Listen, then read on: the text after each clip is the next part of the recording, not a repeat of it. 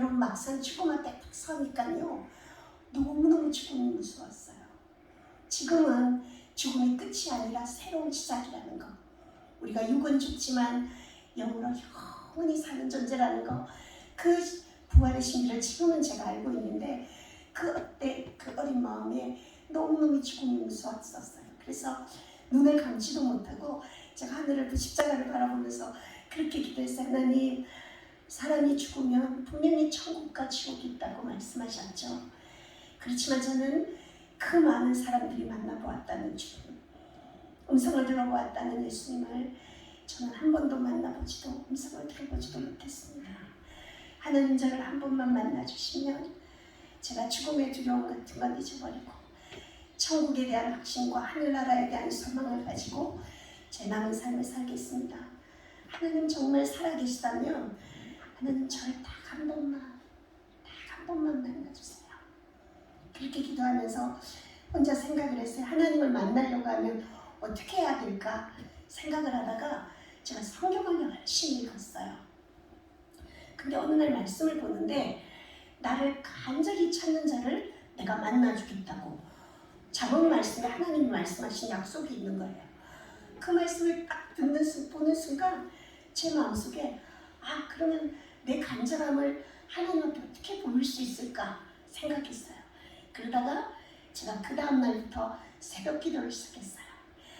여러분들은 일상으로 다니는 게 새벽 기도이시겠지만 저희 같은 결핵환자들은요, 새벽만 되면 숨이 더 많이 차고 조금만 찬바람을 맞아도 기침이 심해지는데, 병원에 입원해 있는 환자가 그 또 몇 걸음 걸어가면 피를 토해야 되는 그런 몸으로 새벽 기도를 작정한다는 건 힘든 일이었어요. 결단이었어요. 근데 제 믿음으로 그런 결단을 한 건 절대 아니고요. 전 그럴 수 있는 용기도 없는데 정말 제 안에 계신 성령님께서 저의 절박한 상황을 하시고 기도 잘해야 사니까 그 기도의 자리로 몰아가셨던 것 같아요. 살도 빠지지 않고 새벽 기도를 시작했어요. 그렇게 새벽 기도를 시작한 지 한 달도 되어지던 어느 날이었어요. 그날도 하나님, 저 한 번만 만나주세요. 하나님, 저 너무 무서워요. 하나님, 저 한 번만 만나주세요.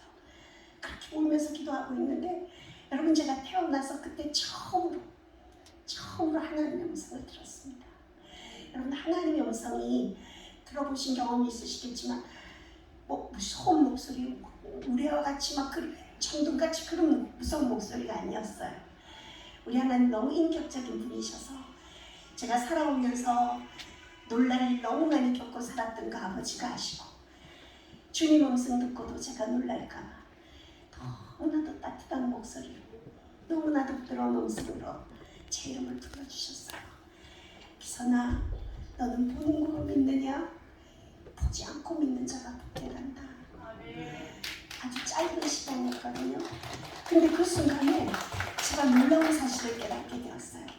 우리가 바람이 어디서 와서 어디로 가는지 우리 눈에 보이지 않아서 볼 수 없지만 시원한 것으로 바람의 존재 알 수 있는 것처럼 우리 주님 내 눈에 보이지 않아서 내가 볼 수 없고 만질 수 없어도 언제나 우리 주님은 늘 평안함으로 내 안에 늘 나와 함께하고 계신다는 사실을 깨닫게 하셨습니다.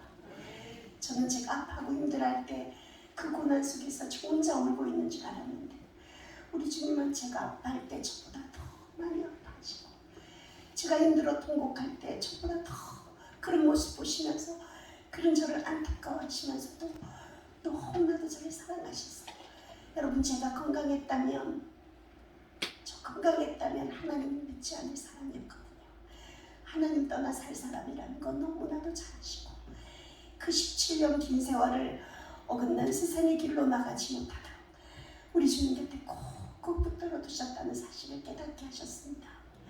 건강한 자로 지옥 가게 하는 것보다, 지옥 가게 버려두는 것보다 비록 불구인 채로라도 천국 가게 하는 것이 아버지의 사랑의 방식이셨음을 제가 그때 깨닫게 되었어요. 여러분, 하나님이 나를 사랑하셔서 그 고난 속에 나와 함께 하셨다는 사실이 깨달아지니까요, 병이 고쳐지고 안 고쳐지고는 둘째 문제였어요. 이 세상에서 나보다 더 행복한 사람은 없다고 생각이 바뀌어졌어요. 하나님 만나면 그래요. 물론 환경은 하나도 바뀌어지지 않았죠.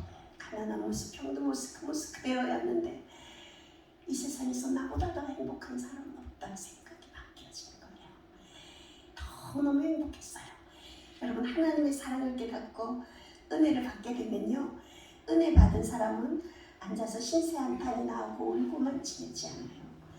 나도 누군가에게 내가 받은 하나님의 사랑을 전해주고 싶다는 마음이 들었어요. 여러분, 제가 결핵계에 17년간 몸담고 있다 보니까 제가 이래봬도 결핵계에서는 거성입니다. 결핵계에서 하기선애가 모르면 그 사람 간첩이에요. 그렇게 유명하다 보니까 많은 환자들이 별명을 지어줬는데 이병동 쌕쌕이라는 별명을 지어줬어요. 제가 입원해 있던 병동이 이병동이었는데 걸어다니면서 숨을 쉴 때 쌕쌕 끓이니까 환자들이 저보고 이병동 쌕쌕이라 부르고 놀렸어요. 제가 비록 이병동 쌕쌕의 몸이지만 내 건강으로 내 몸으로 할 수 있는 주의 일이 무엇일까? 하나님 앞에 기도했어요. 근데 여러분, 하나님께서 저희 병실 바로 앞에 있는 중환자 병실을 기억나게 하셨어요. 제가 그 중환자 병실 저도 입원해 있었거든요. 근데 여러분, 중환자 병실에는요, 건강한 사람이 면회하러 가면 그렇게 크게 위로가 되지 않아요.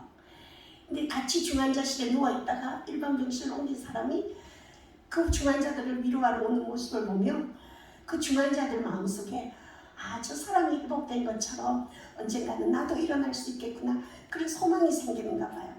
제가 가서 그 중환자들에게 산소를 먹고 있는 환자들 산소도 조절해드리고, 제가 워낙 산소를 많이 먹어봤기 때문에 산소 조절하는 거 간호사들보다 더 잘하거든요. 그래서 산소도 조절해드리고, 또 피를 토하는 거요. 글쎄 여러분, 저보다 많이 피를 토해본 사람이 없을 것 같아요. 뭐 수도꼭지 틀어놓은 것처럼 콸콸콸 코로 입으로 피를 쏟아냈기 때문에 저 세수대에 피를 동이동이 받아내며 살았거든요. 그러니까 저보다 많이 피를 토해낸 사람이 없으니까 피를 토할 때 어떻게 도와주면 유리하다는 걸 제가 너무 임상을 잘하는 거예요. 그래서 중환자들 피를 토하는 거 받아내주면서 정말 제 최선을 다해서 그 중환자실에 있는 환자들을 섬기고 돌보고, 또 죽음을 앞두고 불안해하고 있는 그 중환자들에게 죽음이 끝이 아니다, 새로운 시작이다, 내가 만난 하나님 천국과 지옥, 제가 알고 있는 만큼 배운 만큼 모든 지식을 동원해서 중환자들에게 설명하고 전도하기 시작했어요. 근데 여러분, 그 쌕쌕 끓이는 몸으로 중환자 병실 봉사를 오래 하지 않아서 그 다음 달 검사를 하는데요, 여러분, 어떤 약을 먹고 어떤 주사를 맞고도 치료되지 않았던 17년 동안이나 저를 괴롭혀왔던 결핵균들이 그달 검사 결과 모조리 떨어지는 놀라운 기적을 체험하게 하셨어요. 우리 아버지께 박수하세요. 저는 지금 이 왼쪽 폐는 하나도 없습니다. 수술을 해서 없어진 게 아니라 17년 동안 알아오면서 결핵균들이 다 갉아먹어버려서 다 녹아내려서 왼쪽 폐는 하나도 없어요. 그래서 받쳐주는 폐가 없기 때문에 이렇게 서 있을 때나 걸어 다닐 때 왼쪽 어깨가 언제나 기울뚱해져 있어요. 그리고 그 남아있는 오른쪽 폐도 정상적인 여러분들은 상엽, 중엽, 하엽, 세엽의 폐가 있어요. 근데 저는 상엽, 중엽은 하나도 없어요. 밑에 하엽만, 그것도 거의 폐 기능을 상실한 늑망염까지 동반된 작은 폐를 가지고 생활하고 있습니다. 결핵이라는 병이 다 나았다고 해서 금방 호흡이 정상적으로 들어오는 게 아니라 이미 없어진 만큼의 폐활량을 못하기 때문에 제가 지금 앉게 된 지가 오랜 시간이 지났지만 지금도 평지를 걸어가도 숨이 차고 2층 계단으로 오르면 몇 번을 쉬어야 합니다. 제가 참 조심하지만 제 말하는 숨소리가 들려질 것입니다. 근데 이렇게 말하는 것도 숨차고 평지를 걸어가는 것도 숨찬 제가요, 이 호흡으로 하나님을 찬양할 때는 별로 숨차지가 않아요. 이제는 더 심한 것이 생기지 않도록,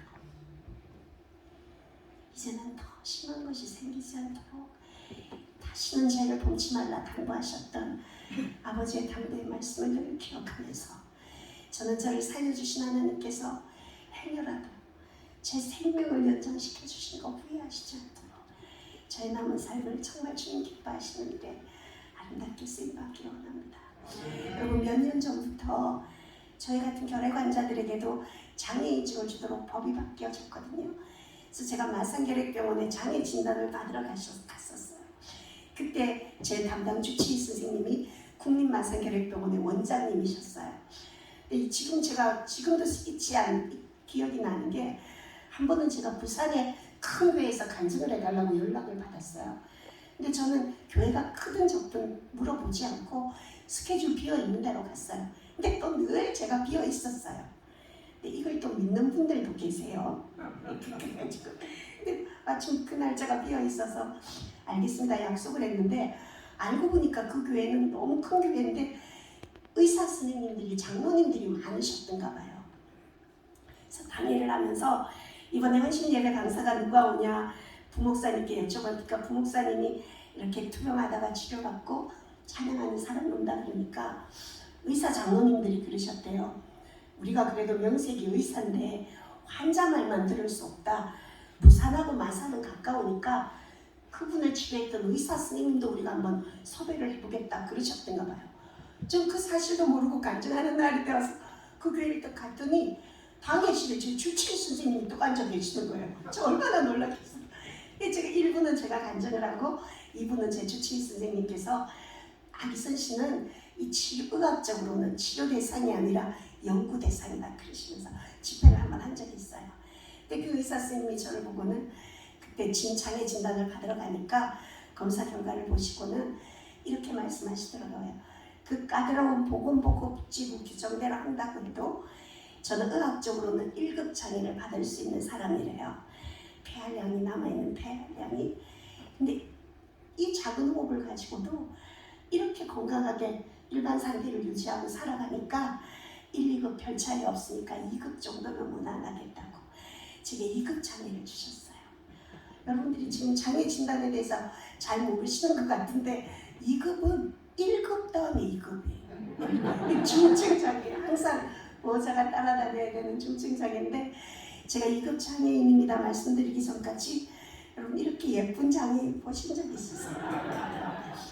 여러분들이 저 사람이 정신장애도 있나 뭐 생각하시는데 저는 하나님이 제게 주신 장애인직에 대한 자부심이 대단합니다. 왜냐하면 제 간증으로만이 아니라 의학적으로도 하나님이 저를 치료해 주셨다는 게 검증받았다는 것 때문에 이 장애인직에 대한 자부심이 대단합니다. 참 하나님 은혜로 감사하죠. 근데 그렇게 가쁜 호흡을 가지고 이렇게 몸도 약한 저를 하나님께서요 시집도 보내주셨어요. 저희 신랑이 목사님이신데요. 저희 남편 목사님이요 정말 착해요. 진짜 착해요. 착하기만 해요. 진짜 죽겠어요 정말. 근데 제 차가 남아있는 배가 워낙 작기 때문에 아이를 가질 수 없다는 그런 의사의 진단을 받았습니다. 저희가 결혼한 지 이제 28년 되는데요. 28년 동안 남편을 아들처럼, 남편은 저를 자녀, 딸처럼 서로 그렇게 이해하면서 그렇게 행복하게 주의 일을 감당하고 살아가고 있습니다. 근데 제가 몇 년 전에 숨이 많이 차가지고 병원에 갔더니 제가 1년에 한 서너 달은 병원에서 생활을 하거든요. 매달, 매년.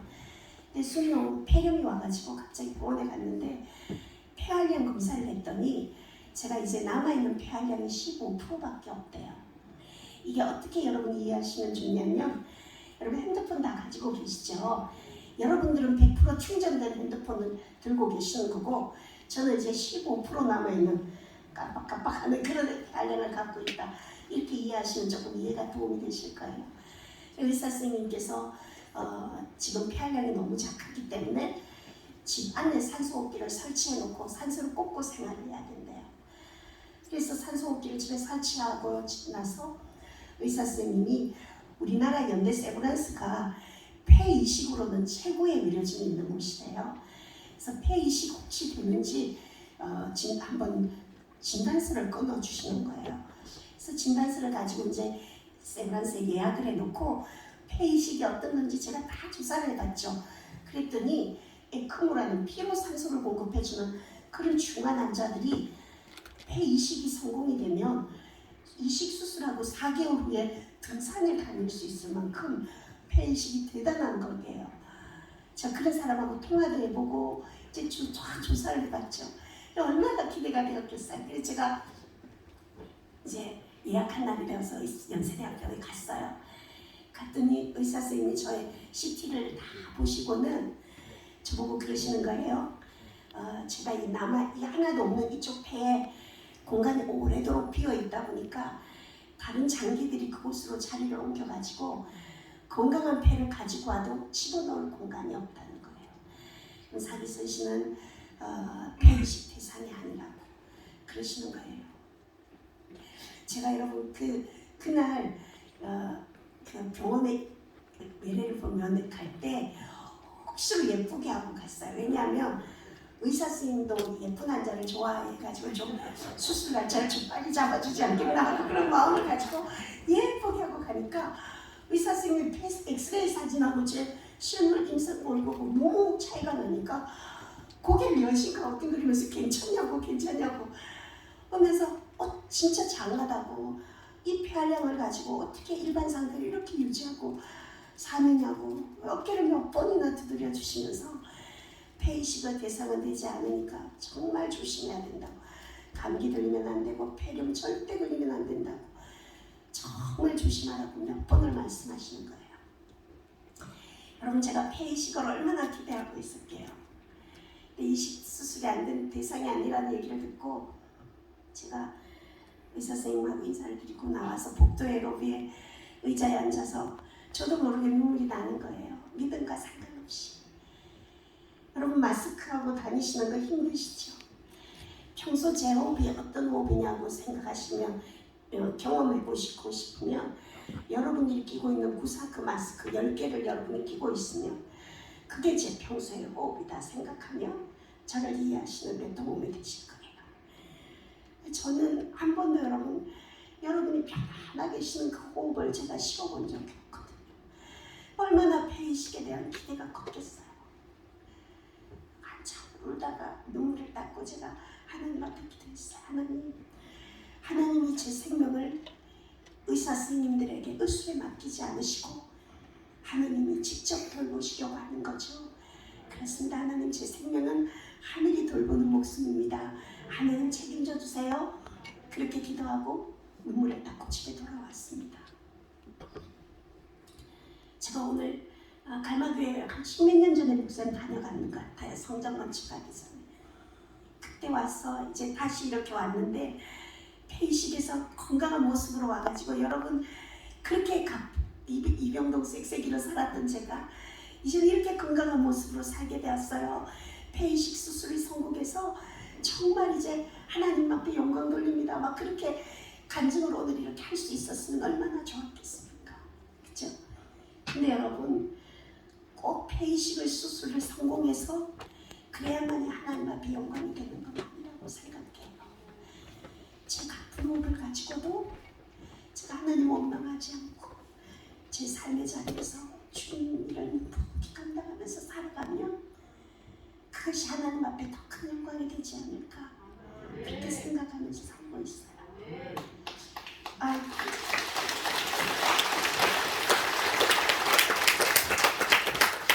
아마 오늘 이 자리에 앉아 계시는 우리 여러분들도 여러분들만이 아는, 여러분을 괴롭히는 15%의 고통이 다 있으리라 생각해요.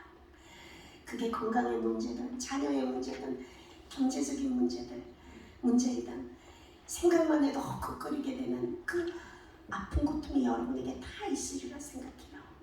우리 기도하면서 하나님 이거 해결해 주세요. 그러면 제가 하나님 앞에 영광 돌리며 살겠습니다. 그렇게 기도하는 사람들이 아니라 나에게 있는 이 15%의 고난 하나님 기쁨으로 감사함으로 제가 받고 그 자리에서 최선을 다해 하나님의 사랑으로 살아간다면 제 주위에 있는 많은 사람들과 또 믿지 않는 사람들과 하나님 앞에 그게 그리스도인으로 하나님 앞에 영광을 돌리는 삶이 되지 않을까 생각합니다. 우리 그렇게 살았으면 좋겠습니다. 그렇죠? 네, 그렇게 지내다가 이제 제가 3년 코로나 생기기 1년 전에 제가 병원에 실려갔어요. 4개월 동안을 병원에 있었는데요. 하루에 항생제, 고단위 항생제를 7병을 맞는데도 이 심장이 다 망가지는 고단위 항생제를 7병을 맞는데도 염증이 떨어지질 않는 거예요. 한 달, 두 달 병원에 있을수록 몸 상태가 더 나빠지는 거예요. 그러다가 나중에는 산소호흡기를 끼고 나중에는 그 병실 안에 화장실 있잖아요. 몇 걸음만 걸어가면 있는 그 화장실들도 숨이 차서 못 걸어가고 대소변을 다 받아내는 거예요. 여러분 제가 아직 나이가 젊은데 인지가 없으면 대소변을 받아내는 거 부끄럽거나 그렇지 않을 텐데 네, 예쁜 전도사님이가 자녀님들 너무 예쁘게 하셨어요.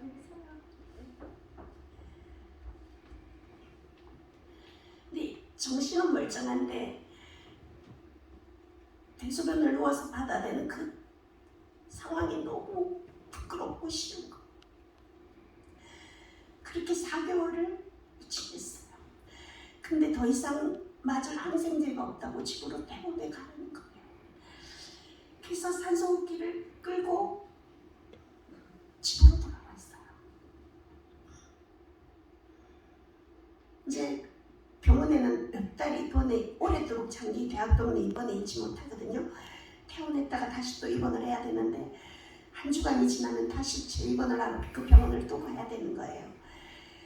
근데 이제 또 입원을 하면